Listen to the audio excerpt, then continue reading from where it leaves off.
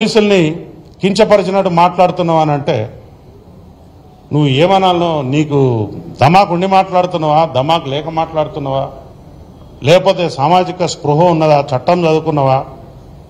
ప్రతి ఒక్క పౌరుని బాధ్యత రాజ్యాంగం గురించి తెలుసుకోవటం, చట్టం గురించి తెలుసుకోవటం.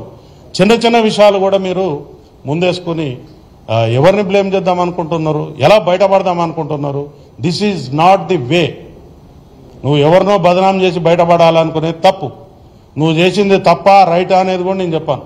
ఎందుకంటే నీ విజ్ఞతకు వదిలేస్తా. నీ దగ్గర ఉన్న చట్టాన్ని నడిపించే న్యాయవాదులు మీ దగ్గర ఉన్నారు, వారు చెప్తారు నువ్వు. అంతేగాని కోర్టు ఏం చెప్పింది? కోర్టు విషయాలు నేను మాట్లాడకూడదు, కానీ ఏం చెప్పింది? నీ కోర్టు కేసు తీసేసిందా? తీసేస్తే మరి మంచిగా హ్యాపీగా తిరుగు. తీసేసిందాక మాత్రం నువ్వు ముద్దాయివే కదా. ముద్దాయి ఏం చేయాలి? నీకు రెగ్యులర్ బెయిల్ కూడా కాదు, ఇంట్రీమ్ బెయిల్. నువ్వు దాన్ని చూసుకుని నాకు అంత స్వేచ్ఛ వచ్చేసింది అనుకోవద్దు. You are under the clutches of law. చట్టాన్ని నువ్వు ఖచ్చితంగా పాటించవలసినదే.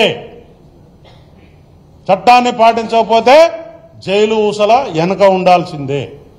అది చట్టం. మీరేమన్నా మాకు చుట్టమా? మీరేమన్నా మాకు శత్రువా? మీరేమన్నా మాకు లేకపోతే పాలోడా, పగోడా? ఏమున్నది మీతో మాకు? కాబట్టి మీ అనుభవం, మీకు 22 సంవత్సరాల అనుభవం ఉంది, 30 ఏళ్ళ అనుభవం ఉంది, మాకు అవసరం లేదు. కానీ మీరు చట్టాన్ని మాత్రం ఖచ్చితంగా గౌరవించాల్సిందే. మీది ఏం కేసు అండి? ఇట్లాంటి కేసులు ప్రతిరోజు పదుల సంఖ్యలో రిపోర్ట్ అవుతాయి. You are one of the accused. ఇట్లాంటి కేసులో నువ్వు